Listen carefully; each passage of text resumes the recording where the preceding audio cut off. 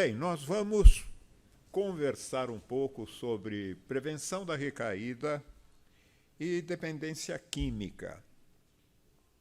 É um assunto até bastante controvertido, na realidade, porque hoje tem defensores de todo lado.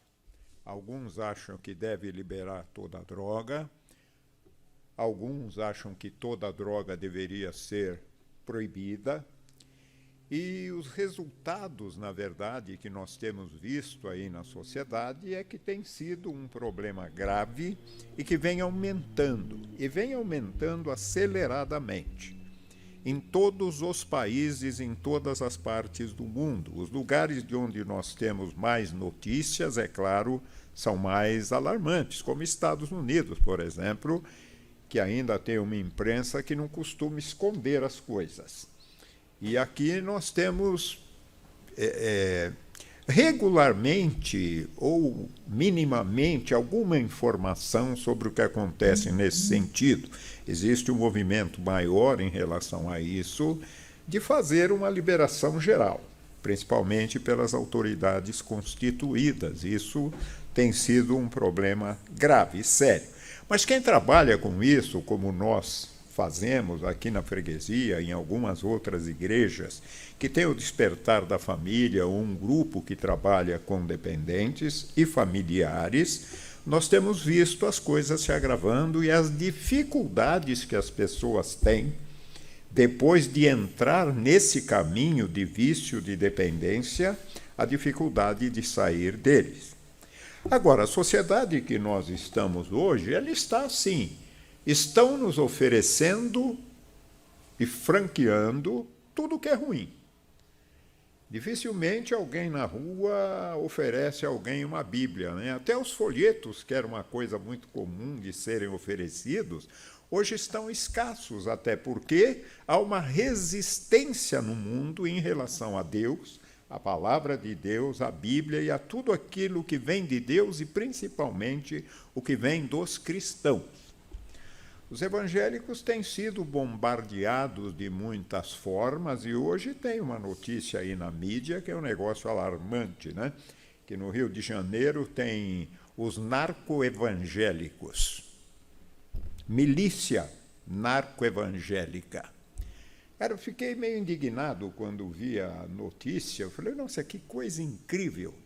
Estão tentando, na verdade, envolver os cristãos com tudo que há de ruim. E pode ter até evangélicos ou religiosos naquele meio, mas que não são cristãos. Esta é a realidade. Cristão é aquele que tem a palavra e obedece à palavra.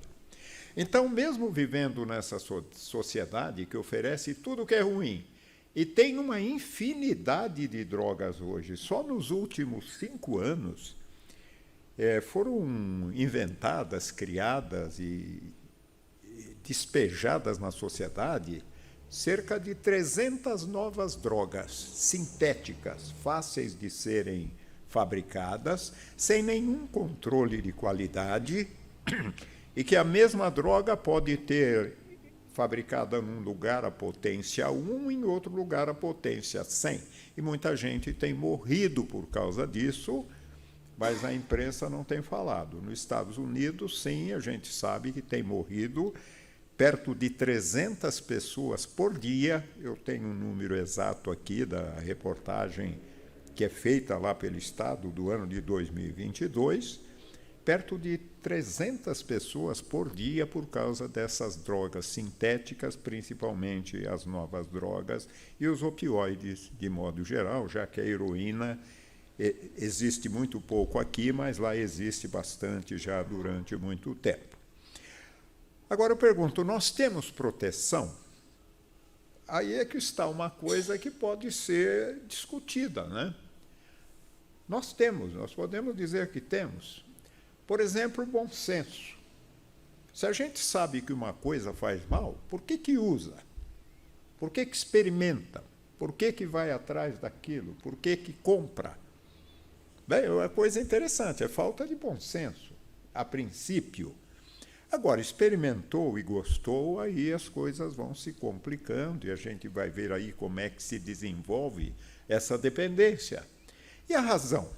Se a pessoa tiver razão, for racional, viver hoje, ver aquilo que é bom, aquilo que é ruim, também vai se afastar de tudo aquilo que é ruim, principalmente se tiver o último item aqui, Deus e a Bíblia, e obedecer aquilo que Deus ensina. O antídoto do mal deste mundo está aqui, no último tópico que está aqui, né, na realidade. Deus e a Bíblia, a palavra de Deus, que é o único local onde a gente encontra informações sobre Deus, quem é Deus, o que ele faz, o que ele é e como ele quer que nós vivamos. Não tem outro lugar para a gente fazer isso. E no mundo inteiro existe a Bíblia, e principalmente em todas as nações, principalmente as maiores e mais evoluídas, até as mais atrasadas, e pode ter ainda algum povo isolado, como ainda parece que existem tribos em alguns lugares da África e na Amazônia que ainda não foram contatadas e precisam também receber a palavra. A naturalidade. Deus trabalha com tudo aquilo que é natural. O que é natural é bom. O que foge da naturalidade é muito ruim. Nós temos aí as mais diversas ideologias contra isso aqui.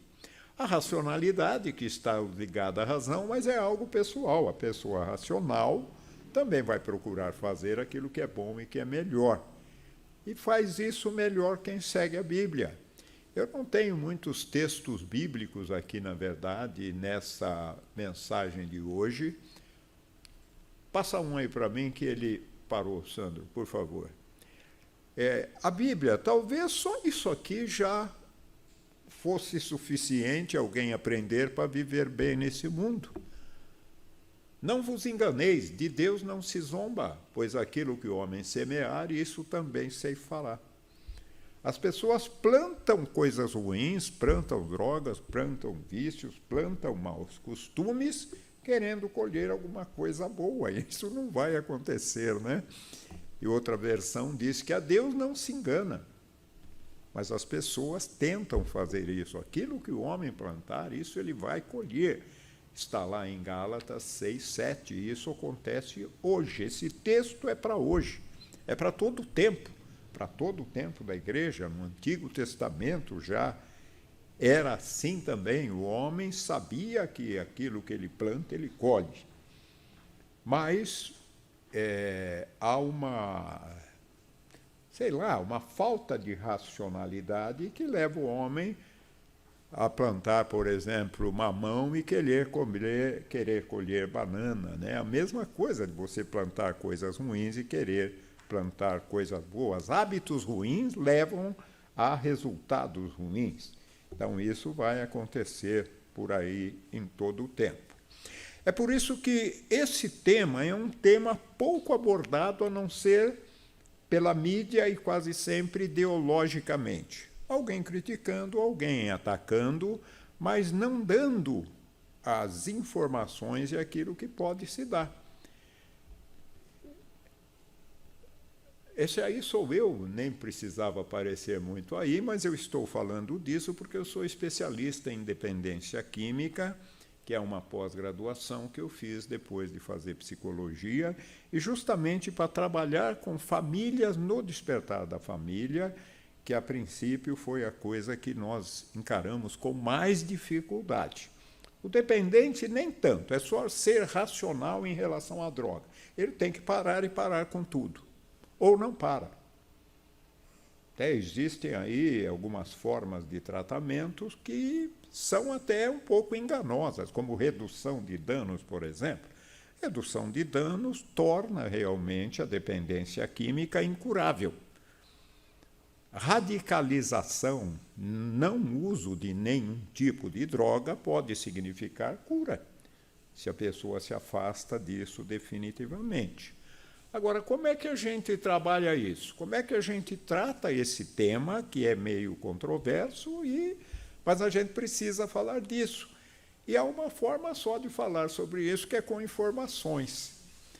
Se fosse um grupo de dependentes, aí geralmente fazem isso, podia colocar fotos aí de pessoas destruídas com seus equipamentos de locomoção, né, bicicletas, motos, tal, gente caindo da laje e tudo, principalmente por causa do álcool, que é a droga mais usada, por isso que causa mais danos.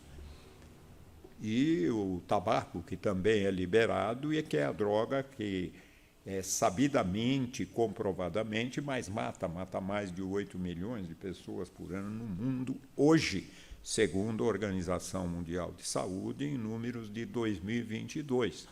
As informações, elas são interessantes quando a gente usa a racionalidade, quando a gente pensa naquilo da forma que aquilo é. E olha que interessante, já começa por aqui. Droga não tem tratamento, só tem prevenção. Então, a prevenção primária é que é a prevenção verdadeira, dirigida àqueles que ainda não usaram drogas. Aí seria prevenção para que as pessoas não venham a usar. Aí é prevenção. Agora, aquilo que seria o tratamento para pessoas que estão ainda num grau leve de dependência é a prevenção secundária. Efetua ações para evitar que o uso evolua para usos mais prejudiciais.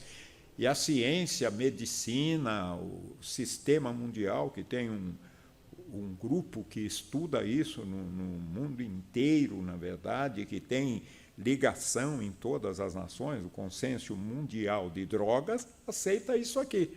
E a prevenção terciária trata os efeitos causados pelo uso nocivo da droga, melhorando a qualidade de vida, que é uma das coisas que nós tentamos fazer, só que nós queremos ir além, queremos que as pessoas saiam de qualquer tipo de droga que possa levar ao consumo e à dependência. Ninguém começa dependente. Todo mundo começou experimentando. Experimentou, vai correr risco e isso vai acontecer. Mas, no meu entendimento, e isso eu expunha lá quando fazia a pós-graduação, no meio lá de médicos, psicólogos e outros que estavam lá para estudar isso, mais enfermeiras, esses que eu citei, assistentes sociais e alguns advogados, porque é um filão também de dinheiro o envolvimento com isso na justiça. Então, tem sempre os seus interessados na verdade. Agora, outra informação interessante é que existe um sistema de uso de drogas que fala, na realidade, ele está aqui inverteu, mas o enfoque sistêmico no combate ao uso de droga é uma das coisas mais utilizadas hoje pelas universidades e clínicas que estão mais atualizadas e de acordo com o enfoque mundial que se faz disso. Mas olha algumas coisas que ele diz. Então, o que está em vermelho aqui é aquilo que é a chamada de cada tópico. O enfoque sistêmico nos combate à droga diz que precisa haver uma redução da demanda. E aqui é realidade, o foco deve ser aqui, na redução da demanda. Porque enquanto houver quem use, vai haver droga, vão haver novas drogas e vai haver o tráfico de droga. Enquanto alguém usar, alguém vai vender. Se ninguém comprar, aí as pessoas param com isso, na realidade. Mas é uma coisa distinta. Mas eles falam dessa compreensão sistêmica do círculo vicioso. Existe a demanda, aqueles que usam, e existe a oferta, aqueles que se aproveitam disso para ganhar dinheiro. Então, há uma autoalimentação que é difícil de combater. Quer dizer, é algo que realmente deveria passar, em primeiro lugar, pela prevenção, e não existe praticamente no mundo inteiro prevenção de drogas. Existem alguns países, sim, que fazem isso, principalmente de onde a gente tem notícias, é Suécia e Suíça, países que procuram cuidar disso, têm lá os seus sistemas diferentes, mas é interessante. Eles, durante muito tempo, conseguiram reduzir tanto o uso de drogas quanto os danos por alguns processos que eles usam. Então, é preciso compreender isso. Nós não vamos parar de ter drogas enquanto tiver gente usando droga. Agora, a autonomia é que é interessante. Aqui é a autonomia do usuário, que a opção do usuário é reconhecida como fundamental. Então, a gente deve respeitar a opção do usuário. Que tipo de tratamento ele quer, ou se ele quer ou não quer. Se a pessoa quiser usar, ele deveria ter o direito de usar. É como eu dizer, por exemplo, que a pessoa tem o direito de provocar um infarto do miocárdio ou uma outra doença grave. A pessoa pode ir buscar bactérias para se contaminar e morrer, e a droga mata. Então, será que o usuário tem opção? Quem usa a droga tem condições de optar, de fazer alguma coisa desse tipo, se a razão vai embora completamente? Outro tópico é que, quando a gente trabalha com drogas, precisa uma equipe, e a equipe precisa ter condições de receber conhecimento científico, de se manter atualizada. Embora, é claro, aqui na igreja, nos despertares da família que tem por aí, no amor exigente, no jovens com liberdade, tem muitos nomes que são de igrejas e grupos que pregam o evangelho. O foco é a pregação do evangelho, porque a mudança é radical. Agora, é preciso, se além de evangelizar, eu vou evangelizar alguém que tem uma dificuldade, essa dificuldade tem que ser abordada e tem que ser suprida. Nós, por exemplo, ali colocamos que é um programa para dependentes de drogas e familiares, então nós devemos saber, além de evangelizar, que é o foco, como ajudar a cuidar disso. Então, por isso, a equipe precisa ter algum conhecimento científico e procurar se manter atualizada. O objetivo desse trabalho aqui hoje é esse: trabalhar com mudanças lentas e graduais. Ninguém muda hábitos arraigados de uma hora para outra. A gente passa isso também com os que não são dependentes, as pessoas que são evangelizadas, que vêm e aceitam Jesus, que são convidadas, que não têm vícios, têm a mesma dificuldade, precisam ser discipuladas para irem aprendendo. A conversão pode ser alguma coisa instantânea, a pessoa entende que Jesus é o Salvador, se arrepende e vem, mas os hábitos vão precisar um tempo para serem modificados. Por isso que precisa haver um foco no trabalho de evangelização e discipulado também para esse grupo, para todos os grupos, para todos aqueles que vêm à igreja. Tolerar frustrações para superar os limites, na verdade. O pessoal só recai, a maioria recai. É uma coisa interessante. Até no sábado, falando sobre isso, eu perguntei para os dois moços que vieram da chácara, eu falei, quanto tempo fica a maioria? Menos de um mês. As pessoas vão lá, ficam um pouquinho e caem fora já recaídos.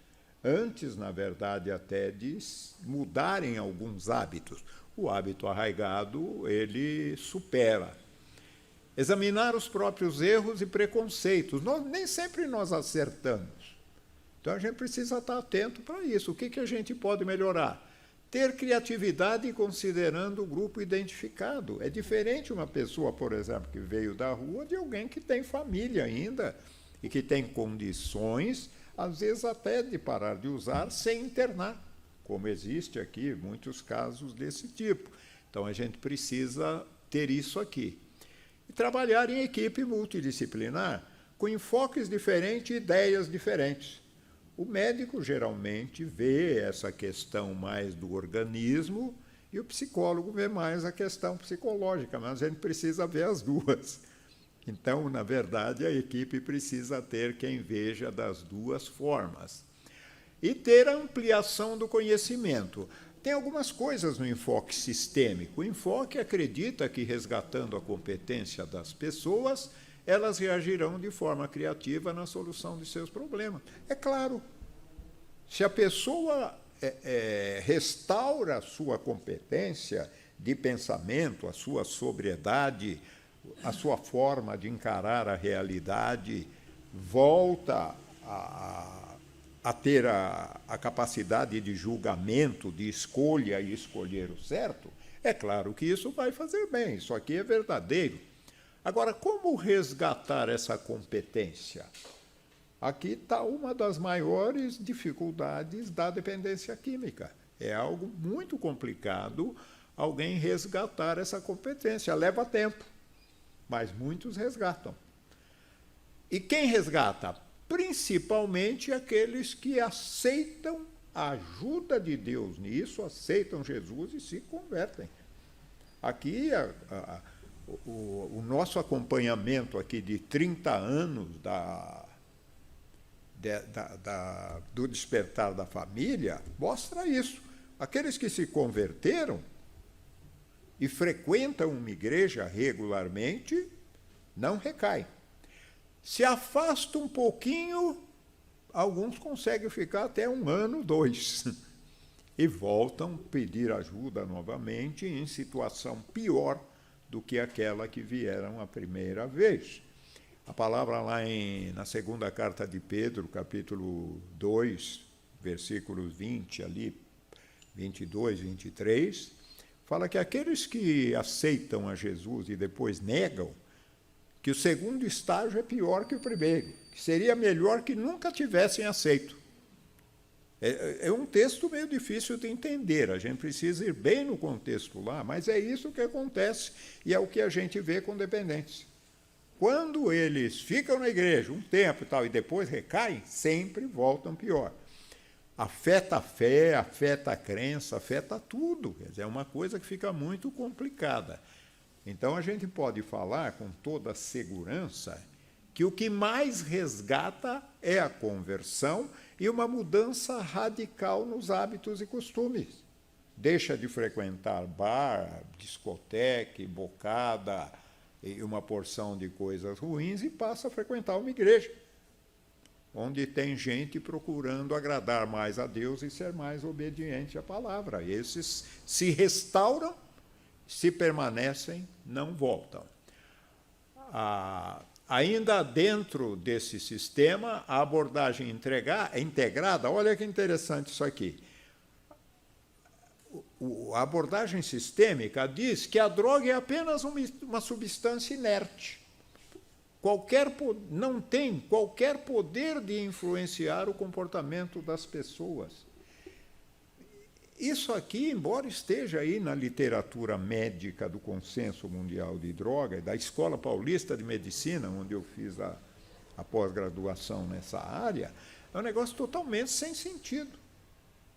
Se a pessoa fica dependente e estraga a vida por causa da droga, como é que a droga é apenas uma substância inerte, que não muda o comportamento? O que muda o comportamento, então? É claro que envolve vontade, envolve discernimento, envolve tudo, mas tudo aquilo que a droga elimina no indivíduo. O Oswaldo queria falar alguma coisa. O microfone está fácil aí? Senão não grava, Oswaldo. Que está gravando, um momento só. Isso, pega ele aí, leva lá.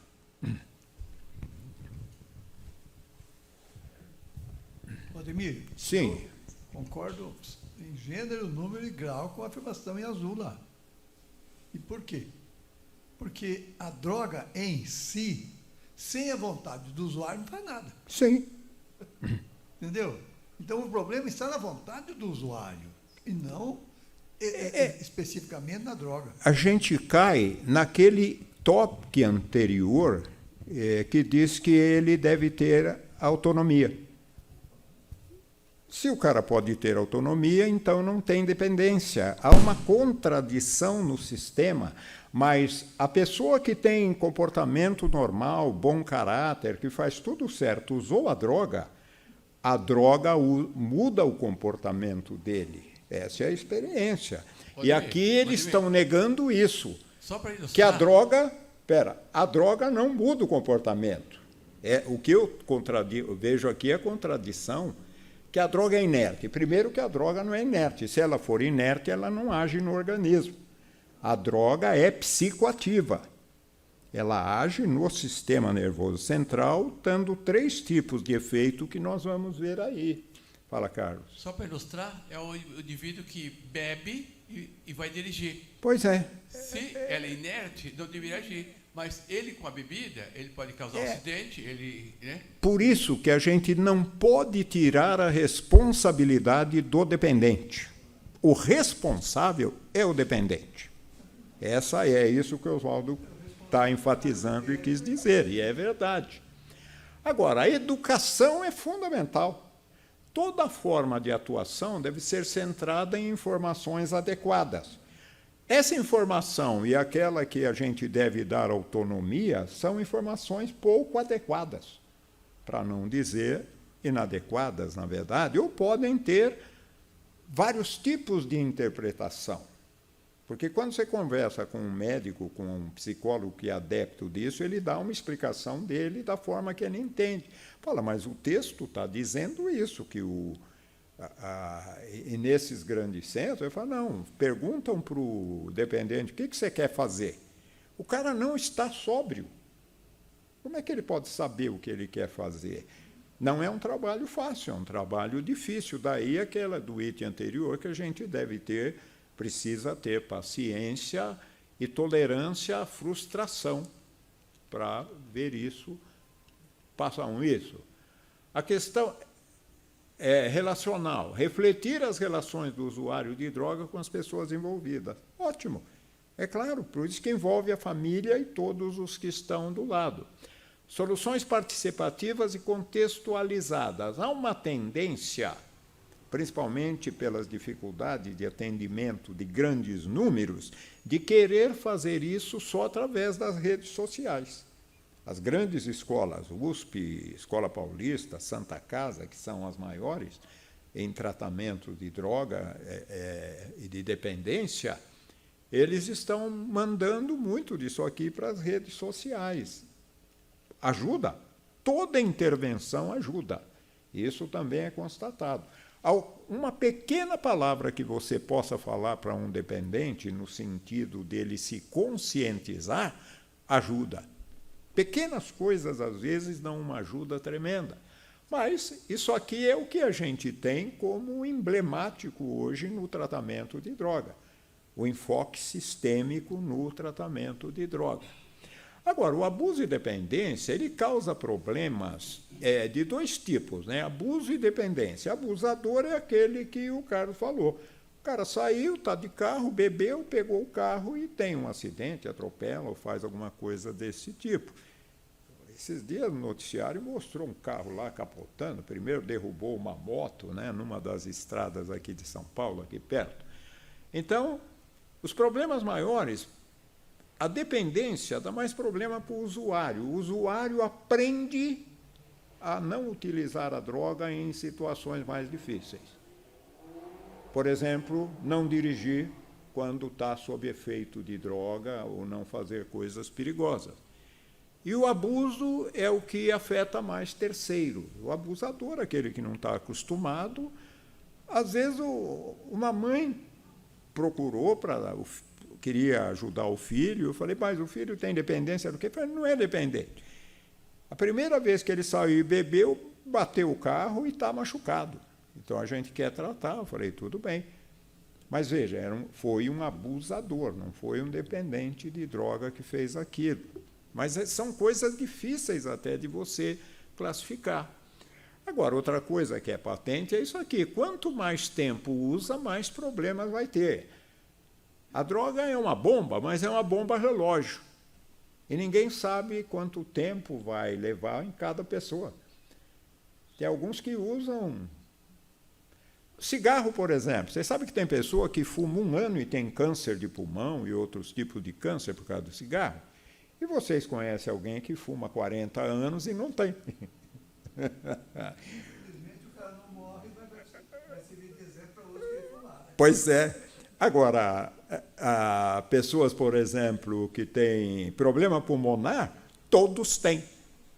Com o tempo, com 5, 6, 8 anos, 10, diferentes também. Tem gente que precisa parar logo, senão morre. Tem gente que morre porque não para. Então, é interessante isso aqui. É uma bomba relógio, a gente não sabe qual é a gravidade para cada um. Eu já vi gente que usa cocaína há 15 anos com controle. tem trabalho, é gerente, faz lá as coisas dele e tem os momentos para usar. A mãe leva o filho que está dependente de maconha no psiquiatra e no meio da conversa o menino fala lá para o psiquiatra, porque a maconha, o psiquiatra, naturalmente, eu também uso, eu tenho em casa no congelador, mas de vez em quando eu vou lá, pego, descongelo, faço um cigarrinho e fumo. Quer dizer, a mãe quase bate no médico, né, na verdade. Ela precisou ficou muito brava, talvez tenha razão. Mas vai chegar aqui, as drogas vão levar. Aí fala de pó, de coisa, mas o cigarrinho está aqui também, ali no meio. Né? Então, quanto mais tempo, mais problema. Agora, existem muitas drogas. O grande problema também é esse. E algumas drogas, como aqui, Boa Noite Cinderela e algum outro, que é um pozinho, um comprimido muito pequeno, de fácil solução, você está Isso acontece muito, hein, gente? Tem acontecido bastante ainda. Hoje, principalmente, está vendo aí o Lollapalooza, né? Vai acontecer lá, onde tem grandes aglomerações e as pessoas estão bebendo alguma coisa, a pessoa está com a latinha aqui de refrigerante. O cara do lado bota um pouquinho de pó, porque o cara está prestando atenção lá na música, está dançando, põe ali do lado, põe um pozinho. Não tem cor, não tem sabor, e mistura na bebida e a pessoa toma e fica totalmente, não parece que está embriagado ou sob efeito de droga, mas não tem nenhuma definição de vontade. Se alguém pegar, vem cá, tira a roupa, vem comigo, ele vai e acabou. Então, isso acontece.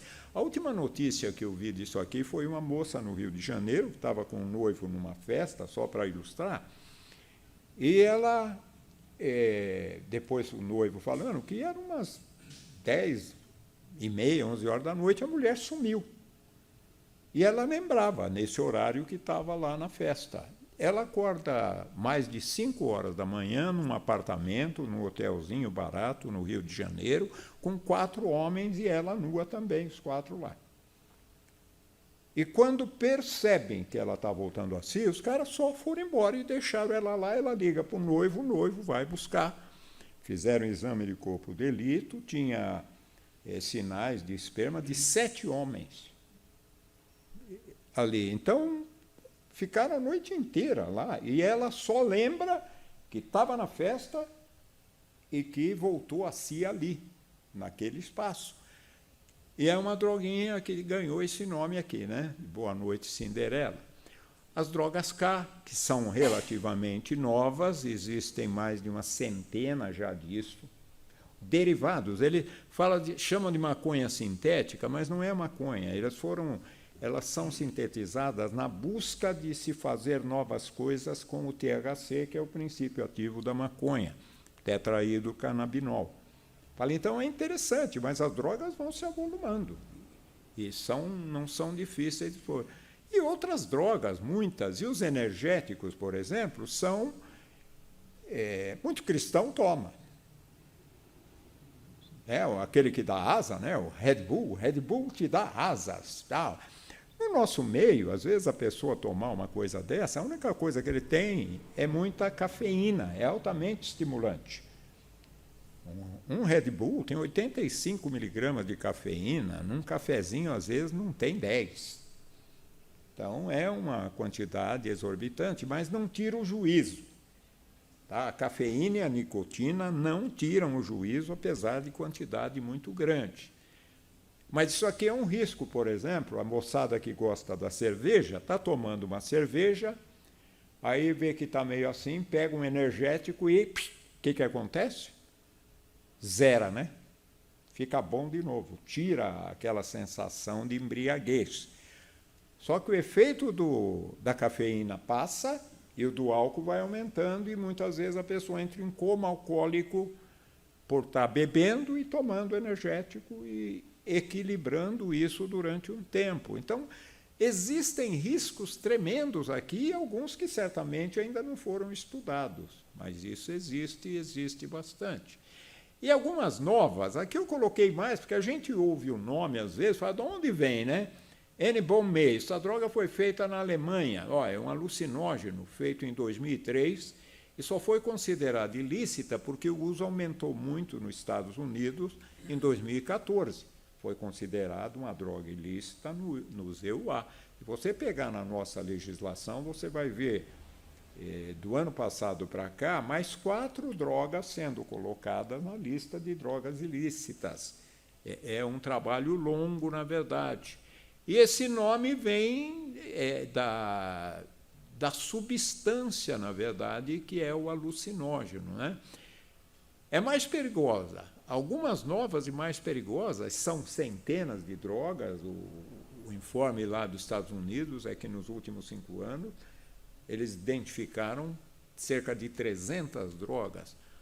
Então, o N-Bomb-Me, pó de anjo, é um anestésico, na verdade. Veja, eles pegam um anestésico, um laboratório qualquer faz algo parecidíssimo com aquilo, que tem um efeito entorpecente.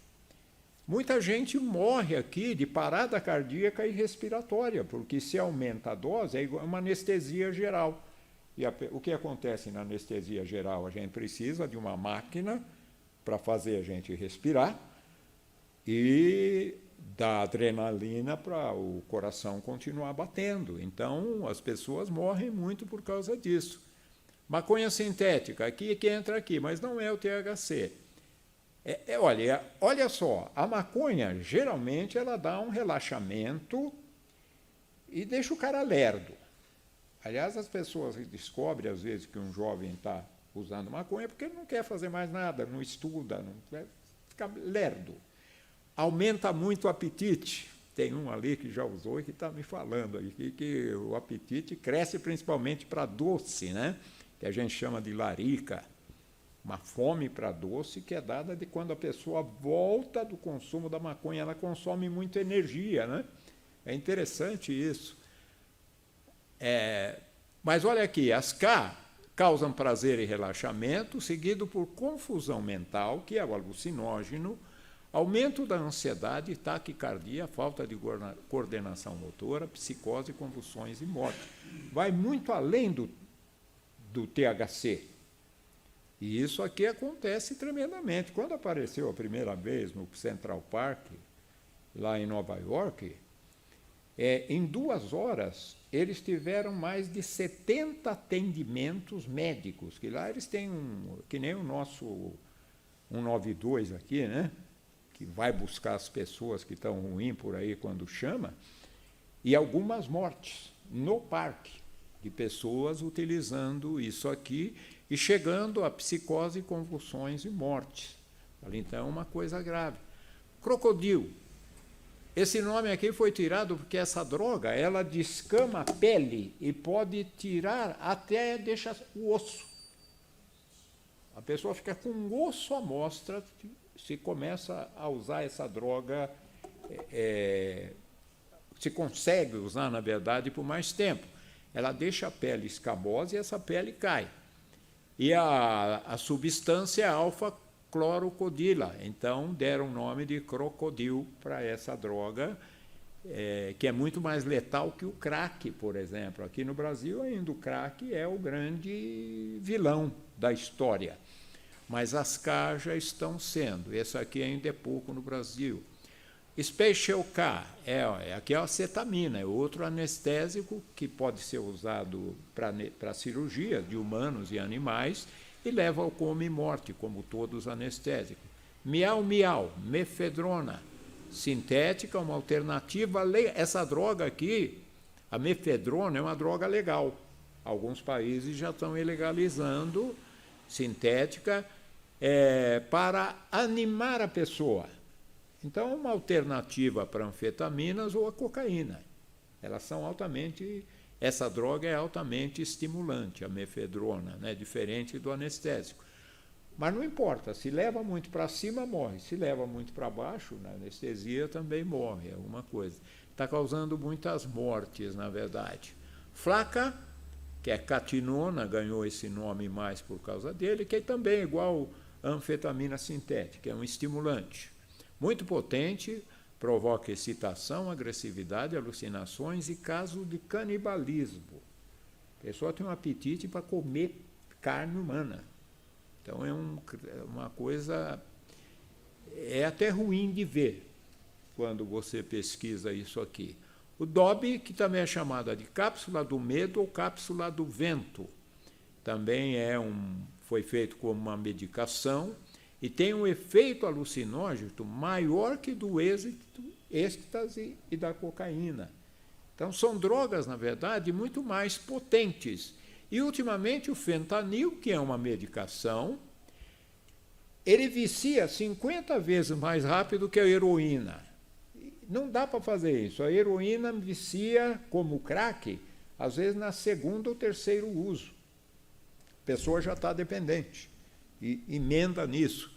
Mas ele tem mais poder viciante e é 100 vezes mais potente que a morfina. Seria o analgésico ideal, né? Um pouquinho, uma pequena quantidade, tira qualquer tipo de dor. E a pessoa se destrói.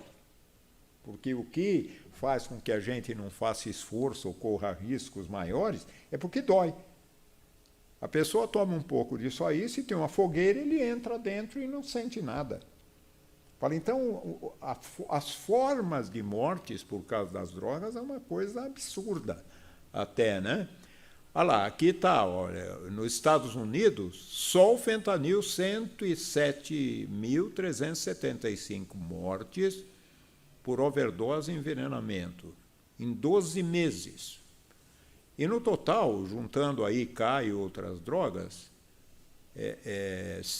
aliás, aqui é 71 mil pessoas, só o fentanil, 294 mortes por dia dessas drogas em conjunto, 67% só o fentanil, que é a droga que já está no Brasil, está sendo usada e dando trabalho por aí. É muita coisa, gente, né? Nós estamos num movimento tremendo aí. Eu vi ontem que já tinha morrido 2 pessoas por dengue aqui em São Paulo. Está uma mobilização aí tremenda, mas não há uma mobilização em relação a coisas mais graves, por exemplo, como o cigarro, que mata 8 milhões de pessoas por ano. É só fazer a conta aí e ver que por dia o número é absurdo. Então, é algo tremendamente difícil. E a gente fala que tem 2 tipos de drogas, drogas ilícitas e drogas lícitas. Mas não importa, a dependência é a mesma e os danos são os mesmos, ou mais graves. Tanto que o cigarro é a que mais, o álcool é a que mais causa problema, e o tabaco, comprovadamente, é a que mais mata, porque é mais fácil fazer os exames. Droga, o cara morre de 1000 formas diferentes, e o diagnóstico nem sempre é por causa do álcool. Então, não importa a droga, a pessoa não pode usar nenhum tipo de droga. Aí não tem nenhuma coisa desse tipo. E aqui, ó, os tipos de droga que existem, qualquer droga até hoje ela é classificada como depressora, estimulante e perturbadora. O caso aí do fentanil, do Special K, ela é depressora no início, aumentando a dose, ela é altamente estimulante. Mas também é alucinógena, ela tem os 3 efeitos. Quando o que havia até alguns anos atrás era uma droga depressora, tipo o álcool, que deprime o sistema nervoso central e os anestésicos, levando a parada geral do organismo. As estimulantes, que vão para cima, cocaína, skunk, crack e as outras, que quando passa o efeito também levam para a depressão. Então, veja que é uma dificuldade o controle disso, a pessoa perde. E as perturbadoras, que a principal aqui ainda é a maconha, que é alucinógeno. Aí, maconha, LSD e uma porção de outras drogas aí que já existem há mais tempo. Perturbam o sistema nervoso central. Esse perturba quer dizer que ela pode ter qualquer tipo de efeito. O alucinógeno pode também deprimir e pode excitar. Então, não é uma coisa fácil da gente estar trabalhando com isso, né? E aí a gente tem uma doença que é reconhecida no mundo todo, catalogada nos livros de psiquiatria, que é a dependência química, uma síndrome. Síndrome é uma doença que tem múltiplos fatores. Você não é como um resfriado que você trata com um descongestionante, ou uma dor que você trata com um analgésico. Aí é uma doença, é uma infecção que tem um antibiótico que pode ser específico. Aqui é uma síndrome. A síndrome tem muitas variáveis que precisam ser tratadas de várias formas diferentes. E essa aqui é a grande dificuldade que leva a dizer que não tem cura. Né? Síndrome ou dependência química não tem cura, é o que existe aí na literatura sobre isso mundial. Agora, e quem é o dependente? Tem o experimentador, que experimenta por curiosidade ou pressão do grupo. Aqui existem as duas coisas ainda. Os que estão aqui, todos nós, já estivemos num lugar onde as pessoas estão bebendo e você não quer beber e ficam te pressionando. É como se estivesse falando, ou você bebe ou vai embora. Você está incomodando. Quem está num lugar que os outros estão usando droga e ele não está, os que estão usando é como se o que não está usando tivesse assim, apontando para ele. E isso é pesquisado, a gente conversa com dependentes sobre isso. Então, e aí a pessoa que experimentou e gostou se torna um dependente ocasional. Quem é o dependente ocasional? Aquele que usa quando tem e é de graça. Fala, então, está ali mesmo, eu estou aqui, eu uso e tal, e aí entram muitos abusadores. Tem um efeito lá que ele praticamente não conhece e acaba tendo um problema por isso. O passo do 2 para o 3 é quando a pessoa compra. Se ele está usando porque tem de graça, tudo bem. Quando ele compra, ele se torna um dependente habitual, funcional, durante algum tempo, que varia muito. Alguém usa aí, como eu já falei, a cocaína 15 anos e o outro não chega a usar 1 ano sem ter problema grave. Então, ele usa, mas funciona socialmente.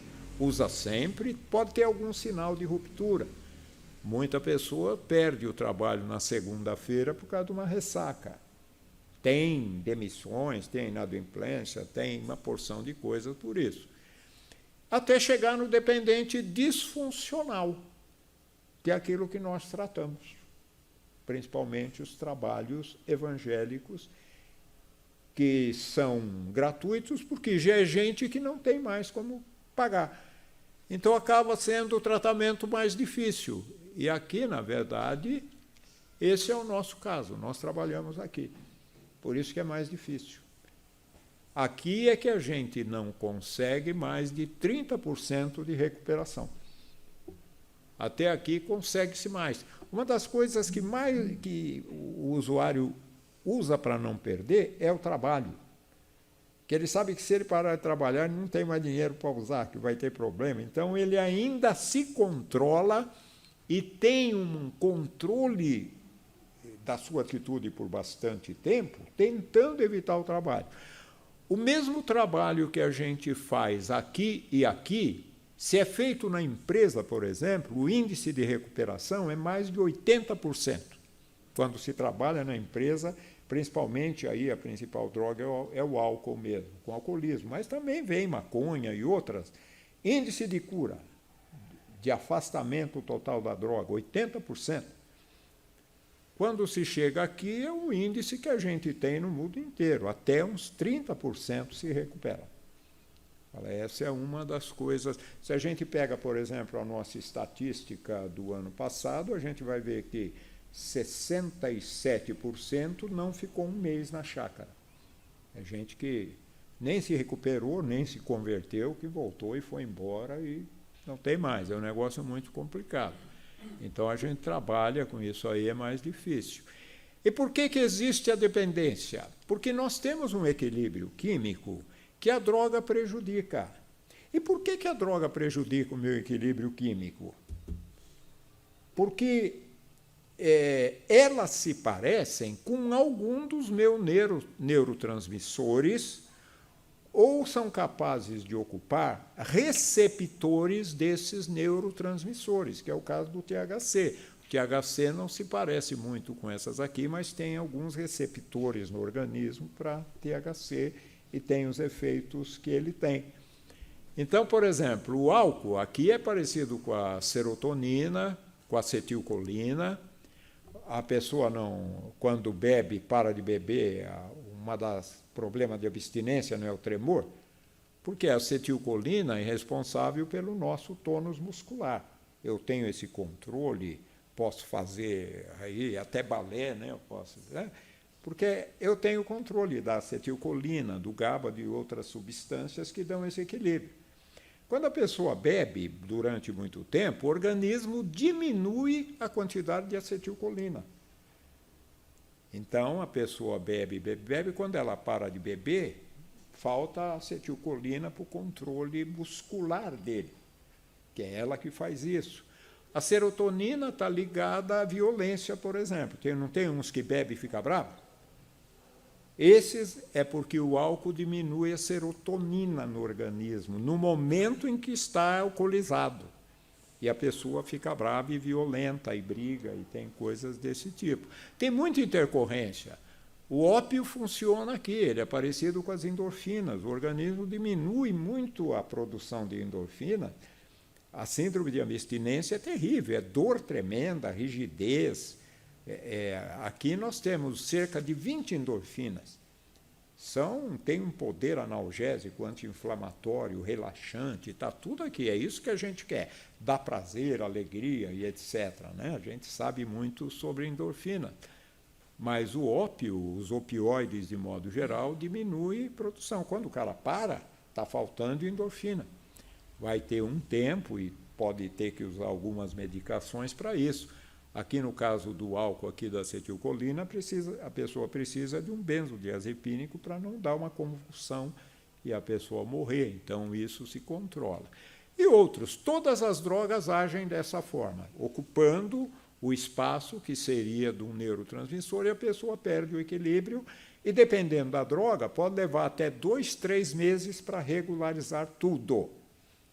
Crack, cocaína, etc., geralmente menos de um mês está ok. A nicotina pode levar até uns 2 meses. O ópio, a crise brava, é na primeira semana. E a mais sobre dor e coisas desse tipo, 4 ou 5 dias. Agora, a dependência sempre é física e psicológica.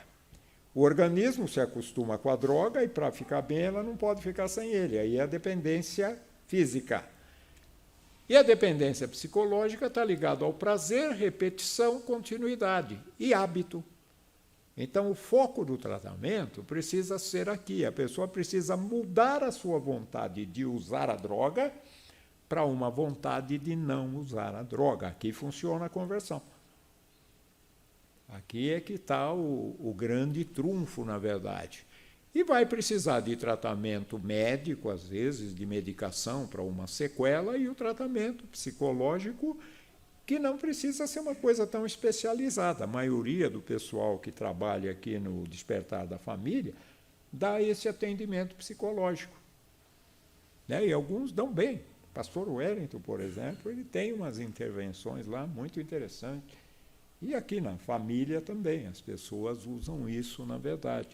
Tem que interromper isso aqui, aí concorda com aquilo que o Oswaldo disse, porque é a pessoa que tem que parar. Se usar, vai dar continuidade disso. Então, veja, para todas as drogas, tem danos quando usa, a dependência e dano à saúde, e quando para, crise de abstinência ou sequela. Sequela nem sempre deixa, mas alguns vão ter que ter, às vezes. Alguns, eles têm uma ansiedade crônica. Eles não conseguem se livrar da ansiedade. Aí vai precisar tomar uma medicação que pode solucionar isso em algum tempo, ou a pessoa vai ter que tomar indefinidamente. Alguns é para o sono, que a pessoa vai precisar uma medicaçãozinha lá, ou mais maracujá, ou coisas que sejam para isso, né? Precisa de tratamento. E olha que interessante, os que atendem isso aqui, que a gente chega, você quer mudar hábito? Você quer falar? Cadê o... Eu acho que vale a pena uma observação nessa... Eu falo com razão de causa. Sim. Porque eu fui viciado, principalmente em álcool, né?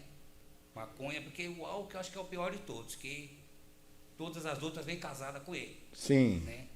Mas uma coisa que eu acho muito interessante, que eu digo por mim, eu até falo para algumas pessoas do nosso grupo, que a gente se fala muito por WhatsApp, que a gente tem um acompanhamento, mas não tem um acompanhamento para quando você é reintegrado na sociedade, que a gente tem todo um tratamento na chácara, para lidar com o dinheiro. Por exemplo, a gente começa a trabalhar, então eu conheço gente que começa a trabalhar, recebe e cai.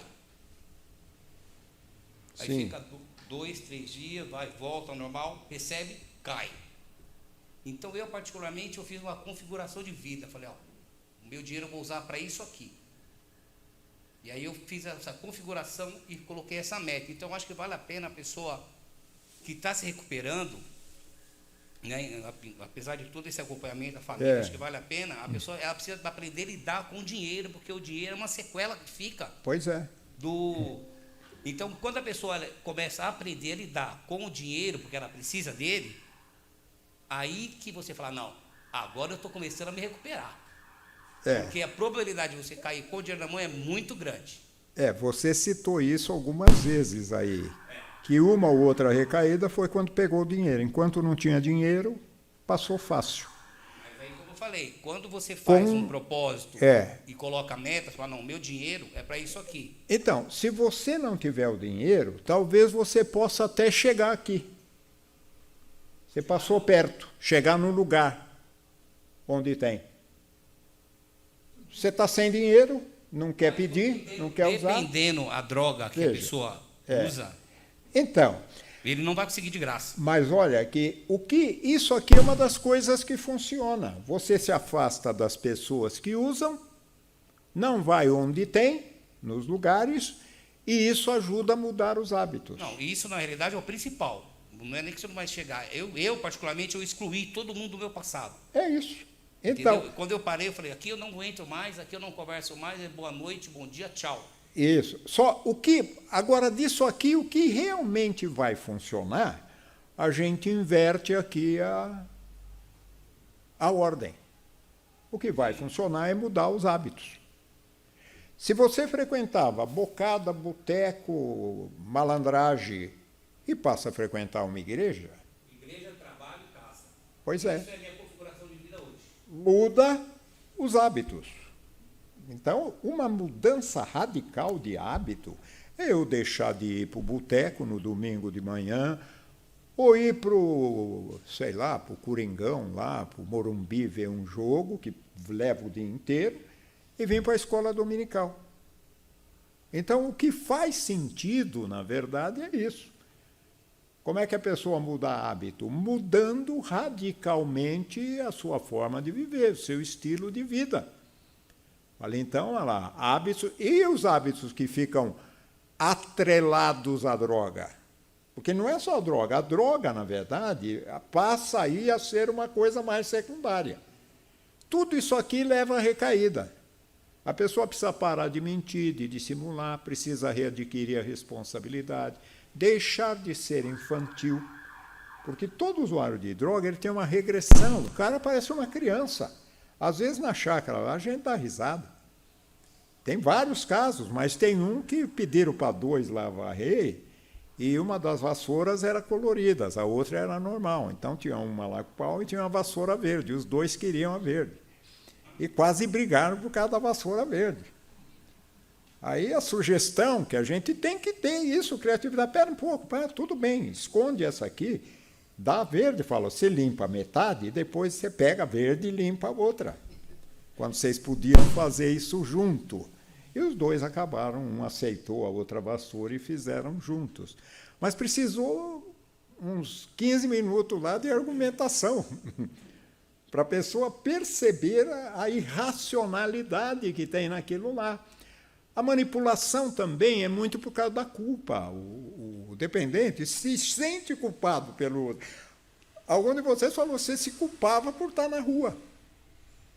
Mesmo indo para a rua por causa da droga. Você se culpa, mas não culpa a droga. Ok? É aquela coisa que é complicada dentro da cabeça do usuário. Soberba, egoísmo e arrogância. Eles sabem tudo, por isso que a maioria não fica 15 dias. Eles chegam na chácara e querem mudar tudo lá. E a chácara não vai mudar.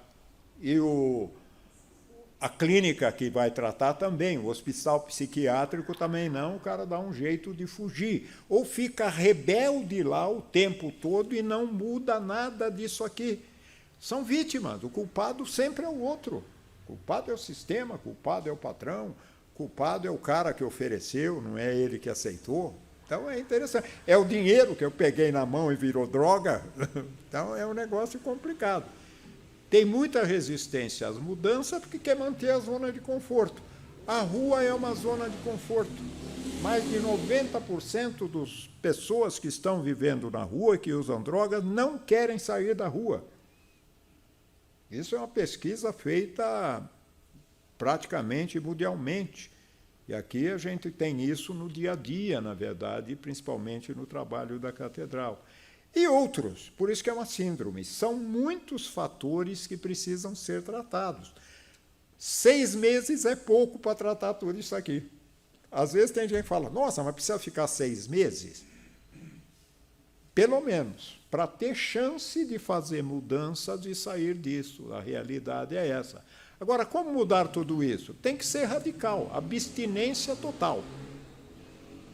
Não pode mais experimentar nada, nem achar que pode. Toda recaída é por isso. Eu vou tomar só umazinha, né, para ver se... Tomou uma, embala. Essa é a grande coisa. Precisa desenvolver novos hábitos, reaprender como viver de uma forma racional e natural. Perseverar naquilo que aprende e não retornar. Retornou, um abismo chama outro. Agora aqui as perguntas. É fácil? Para alguns, por incrível que pareça, é. É difícil? Para a maioria é.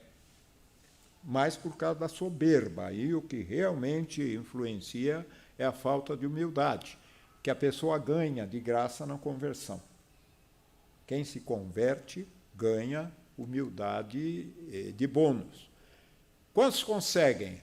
Aqui é que está a questão da paciência para a gente trabalhar com isso e não olhar para aqueles que voltam, olhar para aqueles que se curam e vão em frente. Então, isso pode ser feito na realidade.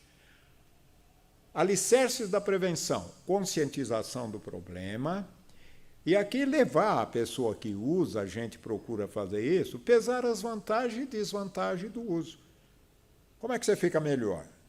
Às vezes só isso, cara, o Kleber mesmo já falou, não, é muito melhor viver sem usar. Mas de vez em quando vem uma vontade, de vez em quando vem, você tem que só resistir. Falo, mas é muito melhor viver sem a droga. Treinamento de habilidades em situações de risco. Durante um tempo, por exemplo, não pegar o dinheiro, ou quando pegar o dinheiro, já colocar na mão de alguém ou fazer alguma coisa com ele que não seja usar a droga. E aqui também os riscos emocionais. Grande parte recai porque aqui mesmo teve gente que teve uma dificuldade aí na terceira fase, porque tinha que limpar alguma coisa lá, fazer, ou fez mal feito, alguém pegou no pé, o cara saiu e foi beber. E quem foi culpado? Quem pegou no pé dele para ele fazer alguma coisa que precisava ser feita, na verdade, né? Então, é complicado. Isso aqui não é fácil, não.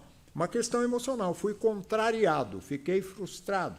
Não gostei do que você falou. Marido e mulher é isso aí. Para as mulheres que têm dependentes, marido e filhos, é um problema sério isso. Não pode contrariar. E tem que contrariar. Tem que ser, a pessoa tem que aprender. E mudança nos hábitos de vida. Aí é que está. Uma rotina sem contato com a droga. Eu acho interessante que o Edmar, quando ficou 10 meses na chácara, ele voltou e foi trabalhar no lugar que ele trabalhava. Só que o primeiro traficante que chegou lá para ele arrumar o carro e pagar em droga, ele falou, acabou isso aí. E o cara pagou e não voltou mais.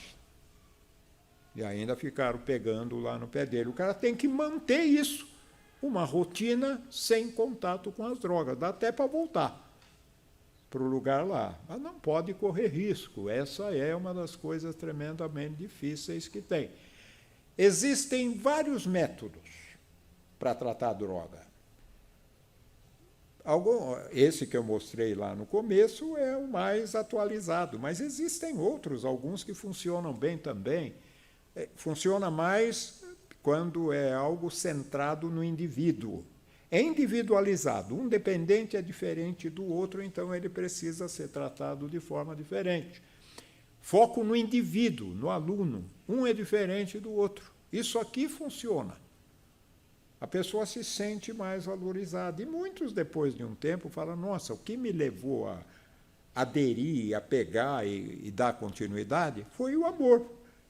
Teve algum que já falou, pô, nunca me senti amado, aqui vocês me amam. Sem pedir nada em troca. E alguns ainda, depois de chácara, de mesa, ainda vinha, mas vem cá, o que você ganha com isso? Como se a gente tivesse que ganhar alguma coisa. Aí, para esse, deu para falar, nós gastamos com isso. Mas vale a pena fazer isso. Foco no indivíduo, foco no aluno, na verdade. Funciona na prática? Amor, paciência, atenção para cada pessoa que aparece, continuidade, e aqui depende muito do perdão, às vezes as recaídas são falta da pessoa se perdoar. A pessoa precisa, sim, se arrepender e se perdoar. Eu fui perdoado por Jesus, me arrependi dos meus pecados, por isso que a conversão funciona. Essa é a grande questão, não é uma mágica. É uma mudança radical na mente, na forma de pensar, na alma, naquilo que faz, que tem ali a vontade, o estímulo, o instinto, a razão, tudo isso está sob o controle da vontade. Então a gente precisa ter amor, paciência, atenção e continuidade com perdão, não julgar. Ah, você usou droga há 10 anos? Vem cá, por mim você está perdoado. É a mesma coisa de que quem ainda não usou. Todos precisamos de Deus, de Jesus, na verdade. Sem Jesus, nenhum de nós seria salvo com droga ou sem droga. E tratar a família, os codependentes. Aqui é um problema complicado também. E codependente, às vezes, fazem coisas incríveis. A gente fala, olha só, como é que a família não vê isso? Facilita o uso da droga para não contrariar ou coisas desse tipo. O que funciona definitivamente, na nossa experiência, é isso aqui, a conversão. Os que se convertem, se filiam a uma igreja, aprendem a palavra, obedecem e não se afastam, esses não recaem. Essa é uma das coisas assim. Por isso que o nosso foco precisa, na verdade, ser dois. Em primeiro lugar, esse trabalho existe para evangelizar dependentes e familiares. É uma das formas hoje eficazes de se atrair gente para o Evangelho, através do amor. E o tratamento daquilo que é sequela ou problema físico ou mental que precisa ser tratado. As duas coisas precisam andar juntos, né? E aqui umas perguntas que a gente pode fazer para quem usa, ou quem está usando, ou quem usou. O que você ganha com a droga? Qualquer uma delas. Qual é o ganho? A única resposta que a pessoa pode dar é: eu tenho prazer. Tá, e para onde está te levando esse prazer? Eu tenho prazer em sentar com um amigo, com alguém, com um irmão, e bater um papo sobre um texto bíblico, de ler, sei lá, a gente vai comer alguma coisa em algum lugar. Tem muita coisa que dá prazer. Tomar um café, almoçar com uns amigos, com coisa. Tem muitas coisas, na verdade, que não são drogas. Outra pergunta, vale a pena usar? É aquela pergunta parecida, como é que você fica melhor, com ela ou sem ela? Aí pode ser. Já perdeu algo? Grana. Quanta grana tem alguns que falam, cara, se eu tivesse o dinheiro que eu gastei com droga, estava ótimo hoje, estava abonado, bonito. Fala, tá, mas já perdeu. E o que pode perder ainda? Quem está usando, o risco maior é perder a vida sem salvação. Que não tem nada pior que isso também para quem não usa droga. Ok? Sem salvação, nós estamos perdidos. Mas aí é preciso conhecer a Bíblia, ler a Bíblia, aceitar a Bíblia como palavra de Deus e um manual de ensino que evita a gente ir para tudo que é ruim. para tudo que não dá certo. Essa é a grande coisa. E o cristão, na verdade, aprende a fazer o que é bom e faz bem, e não fazer o que é ruim e faz mal, porque é isso que a Bíblia fala. Faz o bem, deixa o passado para trás, evita a depressão, não se preocupa com o futuro, evita a ansiedade, viva hoje, um dia de cada vez. E é isso que Jesus ensina, na verdade. O cristão aprende a fazer isso, por isso que a conversão funciona. Os cristãos vivem melhor nesse mundo que vai se perdendo e se desfazendo a cada dia. Agora, a gente não pode ter culpa. O que foi feito, e o que não foi feito, não foi. A gente tem que aceitar isso. Já fiz. O que eu posso fazer? Me arrepender e não fazer mais. Isso é aquilo que se pode fazer, na verdade. Se arrepender e não fazer mais. A mulher veio lá para ser apedrejada, né? A adúltera. E Jesus fala para todos que estavam lá com as pedras na mão, fala, quem não tem pecado, atira a primeira. E os caras foram largando a pedra no chão e indo embora. E Jesus nem olhou, está lá escrevendo na areia, né? O texto diz. Aí ele olha, está só ele e a mulher, ele fala para a mulher, cadê os seus acusadores? Ninguém me acusou. Eu falei, eu também não te acuso, mas vá e não peques mais. A obediência é que é o passo na direção de Deus e daquilo que a gente precisa.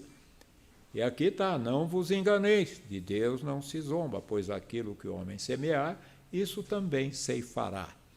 E a palavra de Deus, Jesus, no Sermão do Monte, Mateus 5,37, diz que para o cristão, sim é sim e não é não. Não tem meio termo, não tem relativismo, não tem meio pode ser que, coisa. Não é não. Quanto de droga? Nada. Que tipo? Nenhum. E é isso que a gente precisa buscar e os usuários precisam para fazer isso. Em nome do Despertar da Família, que faz esse trabalho, eu quero agradecer os que estão aqui, os que estão em casa, todos que conseguiram sintonizar isso. Só Jesus é o nosso porto seguro. Que Deus abençoe a todos.